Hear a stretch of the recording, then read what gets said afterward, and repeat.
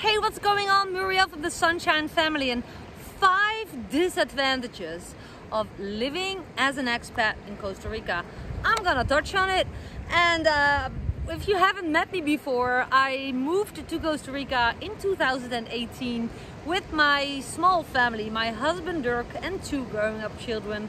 We left the Netherlands, that is my weird accent, and we just came to Costa Rica with each 2 suitcases and a backpack, our laptops and our smartphones, because we already worked fully online, and we decided to move here because Costa Rica stole our heart when we vacationed here in 2016, almost 2017. Yeah, it took us a year to prepare everything, to sell everything, give everything away, and just start here and build up our lives. And I dedicate my channel to share everything I have learned, and I realize I do a lot of positivity about Costa Rica because, hey, why do you think that I live here, right? Because I love it. But of course there are disadvantages of living in Costa Rica as an expat, which I am.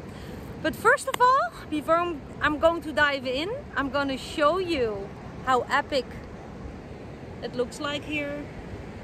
Look, how beautiful is that? I am sitting actually in a place close to Santa Teresa called Malpais. That's a national park behind me. It's really beautiful here. There's almost no one here. In Santa Teresa it's super crowded, but I decided to take a ride with my dogs in the quad to just be off my property, which is easy to stay all day because I work online anyways. But yeah, I am addicted to the ocean, so I decided to shoot a video here for you while my dogs are just running around or laying there. My Joey is most of the time very close to me. There he is, my loyal shepherd. But hey, 5 disadvantages. If you haven't subscribed to my channel yet, this is my humble invite to do so. It will help me support my channel. You can do that by hitting the bell icon and hitting the little icon on the screen, so you get a notification every time I upload a new video. Yeah, that might help you find the information you're searching for about Costa Rica, moving to Costa Rica, living in Costa Rica, and everything related, because that's what my channel is about. Now, what are the 5 disadvantages worth mentioning for you that you can learn from? It's not a whiny 5 things, but it's just things that I found out. It's important to know. I would love to know in advance when I was still not living here. So one of the things I discovered is, as an expat, so you come from another country, you come to move here for I don't know how many, for basically an unlimited amount of time. We don't have a stamp on how long we're gonna stay, but most people come and most people go. So in the 2.5 years that we live here, we already have seen dear friends leave, which is a disadvantage. I believe if you're dreaming about making new friends and, you know, creating an how do you say that, an additional family because your family members are in another country, you make new friends, but you see, not everyone is gonna stay in Costa Rica because for several reasons. Some people don't like it enough, some people have very urgent reasons to go to another place, to a place where there's family members ill, whatever. It could be anything. I've seen it happen multiple times, and yeah, a very close pair of friends left. And yeah, that's good to realize before you come. You never know in advance, so don't be too afraid to meet other people and to attach to them, because everything comes and everything goes in life. Also friends, you then just enjoy them for a temporary amount of time, right? But that's a disadvantage that I wanted to mention. Disadvantage number 2, when you're moving to Costa Rica, living as an expat in Costa Rica, is, you know, I already can show it. Here is dog number 1. That was actually dog number 1. The black one in the ocean. That's Lucky. He was our first dog. We adopted him within the first 2 weeks we moved here, which was actually kind of in our hearts already planned, because, you know, we lived here and we weren't planning to leave, and yeah, just a dog to grow the family was kind of normal. A lot of people have dogs here. It's fun, we have the space, we are close to the oceans, etc. But then this fellow came. Joey, that was dog number 2. So Lucky was a pet rescue. We found him in one of the community groups here in Santa Teresa. A dog rescued from the street, hit by a car, broken toe, and he was not claimed by anyone. And then we bought our property, which was kind of huge, so we decided, come on, we need a big friend. Well, he's a big friend, but we adopted him as a puppy. And before we knew it, we had dog number 3. Where's Sophie? Oh, she's over there. She's a dog rescue too. She has 3 paws. Dirk's mom adopted her. She has a house on her property. She's here a couple of months per year. She already has her own dog. She brings her always. And she was like, okay, I'm gonna add to the community and adopting a pet rescue. But basically that means we're also raising her because, yeah, it's better that she stays with us when Marianne is going back to the Netherlands for a couple of months, just to be there, and because our dogs became a pack. So before, and now we also have a cat, and we already had a horse because our daughter, my daughter, does horseback equestrian riding. Sophie! I have to call her. She's so far. Sophie! Aki! But before you know it, that's disadvantage can be seen as a positive thing, of course. I say this is a disadvantage with a wink, but yeah, having, before you know it, you have a lot of dogs, and a disadvantage is a lot of people don't realize you should be responsible in any ways. So if they get sick, you need to go to a vet, and the vet, you know, charges. So Joey got Ulikia, which is a oh, come here, Lucky comes here. Now there's horses coming. So yeah, you should be responsible and don't adopt too fast too many animals, because you should be responsible. Lucky, come here, Lucky, hold on. So the reason that I'm calling my dogs is because there's horses. There's a horse tour just passing me. That's actually really fun, so you can see how beautiful Maltese is. But my dogs tend to run behind the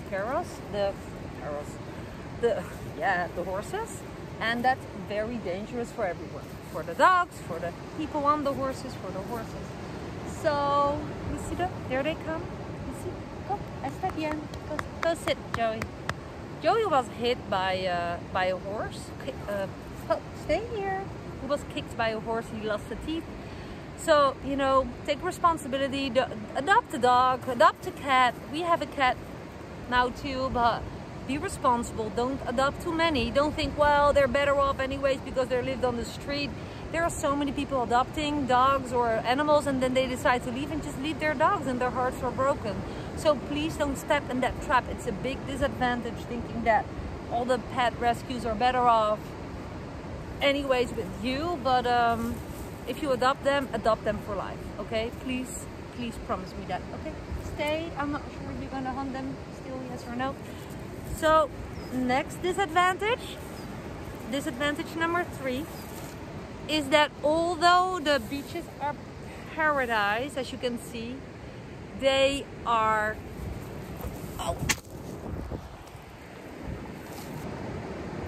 so that was funny. A disadvantage is also when you're shooting a video with your dogs around you, they just, you know, push over my my selfie stick. Hey, disadvantage number 3 that is super important to know is that the sun is super dangerous. I cannot stretch it enough. Cool, Costa Rica's most beautiful epic beaches. I'm sitting in bikini on one of those beautiful beaches, Malpais. But I am here in the very, very early morning, before 9 or 10 o'clock, and after 3:40, 3:30, 4. Best is after 4, because the sun, because we are very close to the equator, there's lots of skin cancer in Costa Rica, also by surfers. I know surfers, they only surf at full moon because their skin is totally destroyed. So please protect yourself from the sun. And I have an itchy nose because, I don't know, little flies are flying in my nose.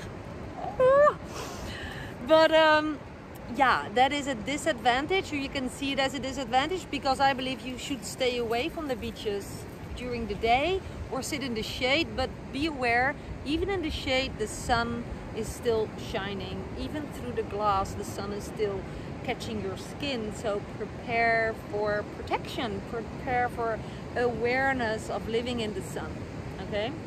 And with the sun, and enjoy the sun. This advantage number 4. And that's funny, it's also a benefit, but it is the jungle. The jungle is always growing and growing and growing. So if you're building a house, for example, and you're planning to come and go and not have a house sitter or have a bad house sitter, if you come back and don't do maintenance on your house, the jungle is in your house. And not just the jungle, also the animals, you know. The jungle will take over. The jungle is strong. The jungle grows fast. I have been once in Asia, in Angkor Wat, in Cambodia, and there were examples of that. The jungle just grew through temples, right? It's just the roots of trees. They are super strong. You cannot stop the jungle from growing. And realize it. It's part of it. So if you have a vacation, if you're, I don't know, if you have a job, I don't hope so. I hope that you choose to work online like I do. By the way, if you want to know what it is that I do, click the very first link below my video and learn more about how you can do the same, or go to the description and there's more information to find. But yeah, if you have a vacation or you're not working, there's always something to do at the property, at your house, you know, clean the spider nest, cut away the grass, whatever. If you have people doing it for you, awesome. If you don't, you should do it yourself.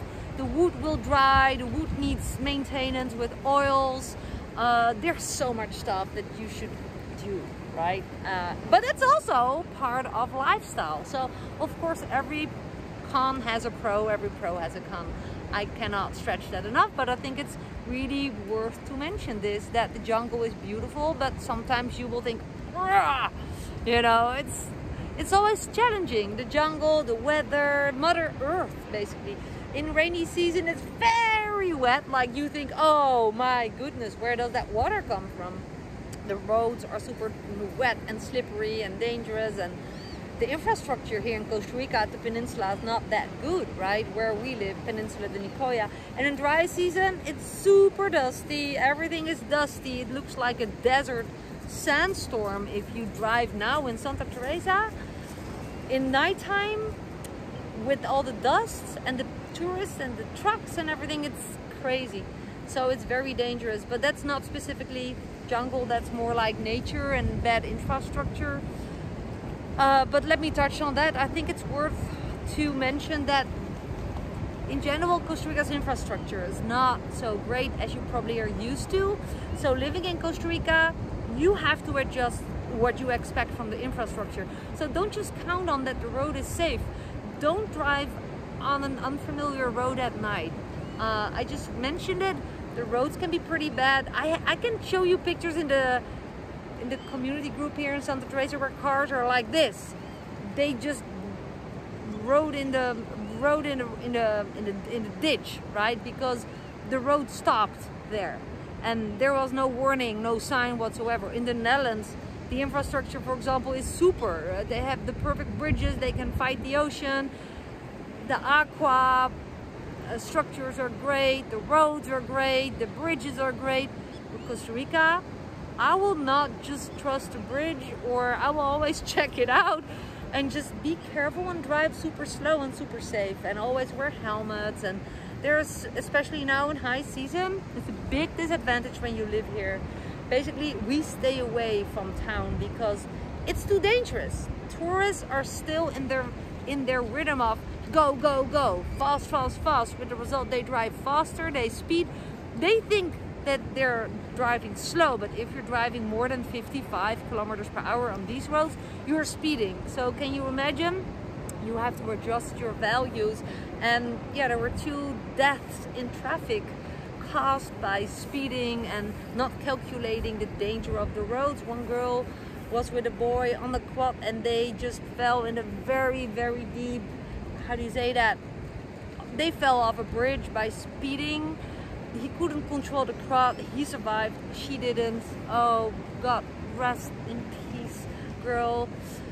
May you rest in peace. And the other was an expat who lived here for many years, a very nice boy on the motorbike, never speeded but was hit by a truck who speeded, right? So yes, very sad accidents happen here, especially in high season, with people driving too fast, don't paying attention. They were speeding with quads, thinking it's toys and that they cannot fall down, but you can actually fall over. So yeah. So yes, please don't make that mistake, thinking that it's all year round peace and paradise. Stuff happens here too. But I always say be proactive, so you can prevent things. And just what we do as expats living here in high season, when there's many tourists, with all the respect, I started as tourists, but you're gonna find out that, you know, you're on a different dimension. We just stay on the more quiet places or stay home during Christmas, between Christmas and New Year's, and in the first week of January. So yeah, just to advise you, so you know, right? You're gonna find out the moment that you live here, you're gonna be living, and you're here for a while, you're gonna be living in a different tempo. Of course, it depends on the work you do, or you know, how the quality of life is, but in general the tempo is way slower here. You know, not for nothing they call it pura vida. And you take it day by day, and you should never rush. Not rush in traffic, not rush in the supermarket. It's just what it is, and it's the best rhythm of life. So I hope that you could benefit from my 5 disadvantages of living in Costa Rica as an expat. Yeah, I'm looking forward always to hear your feedback, to see your thumbs up if you think I deserve it. Subscribe to my channel if you haven't done it, and yeah, ask me questions. And again, if you want to know what it is that I do to create my laptop lifestyle here, you know, it's possible. Hit the very first link below my video or connect with me. You see the information in the description. And for now, I'm gonna end my video with showing you what I see, and I think it's beautiful. Look, living in Costa Rica, and I would want to say, now you know some disadvantages. Don't you think all the benefits are worth way more? You're gonna accept all the disadvantages. Trust me, Costa Rica catches your heart. We're gonna meet because you're gonna be living here, and I look forward to meeting you. So with that being said, thank you so much for watching my video. This was Muriel from the Sunshine Family. Take care and see you on my next video. Bye for now.